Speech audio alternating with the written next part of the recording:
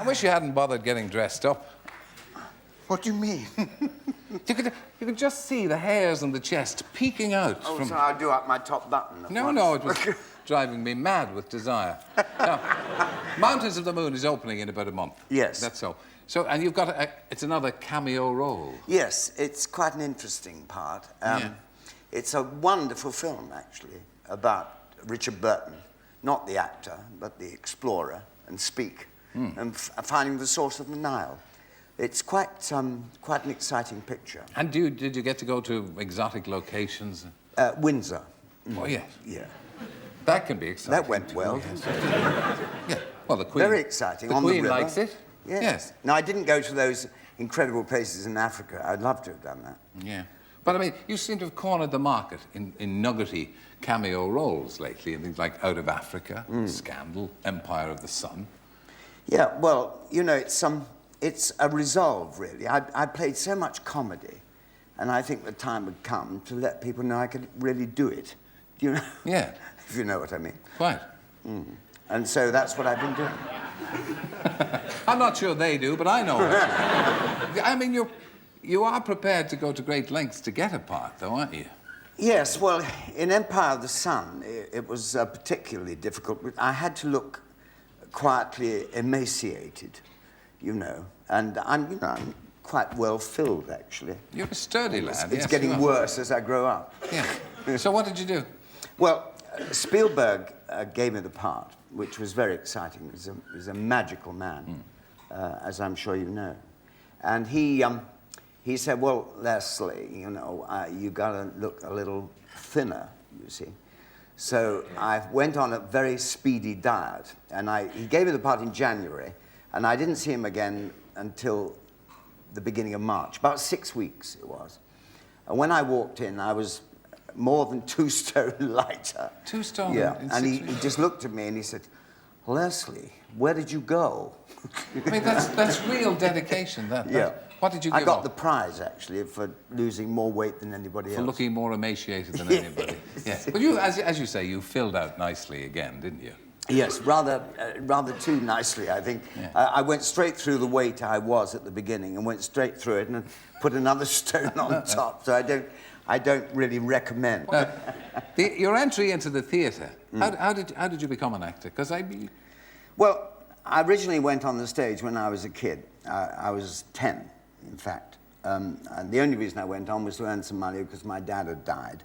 And my brother and sister went to work, and we all had to do something. So my mother answered an advertisement in the Daily Telegraph, and I got a part in a play. And she was wonderful, my mum. Yeah. Did she follow your career all the way? Yes, she was an extraordinary woman. She never knew anything about the business. She used to go and see everything I did. And the incredible thing, she never, ever asked me for a free seat. She always paid for a ticket. And I would never know she was there, except you can see the first few rows of the audience, you know, as you look over. And I would often catch her sitting in the front row, and she bought a ticket. And then she often used to go to the theatre that I'd left, like when I'd been in a play that run, say, a year or 2 years. She would go back to that theatre after I'd left and go and see whatever was on there. She was absolutely sweet. And often it was a play that she didn't know what the hell it was about, but she went back, she felt it was my theatre. Isn't that terrific? Yeah, it's lovely. Wonderful. It was absolutely devotion. Wonderful. Yeah. Wonderful. Your break, I think, in the West End came in about 52, for better, for worse, was it? Yes. With Geraldine McEwen. That's right. You had Geraldine on the other day, didn't you? Was it a smashing lady? Was it very demanding, that? Well, I was much younger then, but it was quite an energetic role. And Jerry and I played opposite each other. We were a young couple who were going to get married, and I had no money, and that was that kind of story. And it was a kind of a Michael Crawford part, you know, full of falls and jumps and, you know, comedy nonsense, you know. And I remember once I had to run through the door, and Jerry had left an ironing board just inside the door, and I went straight over the ironing board, and I used to finish up down by the footlights, which was about 6 yards. It was a big jump. And one night, I damaged my chest, and so I had to go off to hospital. And you know, when you go into St Mary's in Paddington, they say, "Have you been here before?" I say, "No, I don't think so. At least not conscious." What were you here for last? I said, "Well, I really don't know, but why are you here now?" I said, "Well, I've damaged my chest." What did you do?" "I fell over an ironing board." So the girl kind of looks at you and thinks you're vaguely nutty. I didn't say I was in a play. Anyway, they strapped me up and fixed me up. I damaged my ribs. And about 6 months later, I did the same thing again. And I went back to St Mary's, and it was a different nurse, but they looked up my records. They said, why are you here? How did you damage your ribs? I said, "Well, I fell over an ironing board." So she looked up the record. She said, "You fell over an ironing board 6 months ago." I said, I fall over an ironing board every night." The vicissitudes of the boards. You became, I think, the highest paid actor in TV in the 60s when you made that, what was that, Our Man at St Mark's? That's right. You were a vicar. That's right. That's right.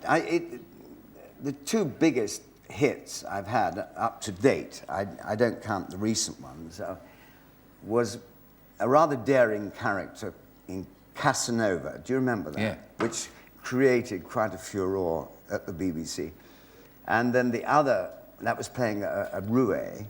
You know what a roue is? Certainly, I know what a roue is. You mean a boulevardier? A boulevardier. That's the word I learned from you last time, yeah. Oh. And then the other success We've learned a word each now. Yeah, it's one each. Okay. The other was playing a vicar.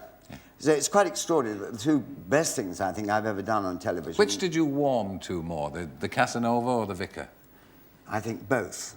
The only thing... It's a safe answer, Leslie. Yes. The only thing was being a vicar did present a number of problems, because I found that a lot of people thought I actually was a vicar.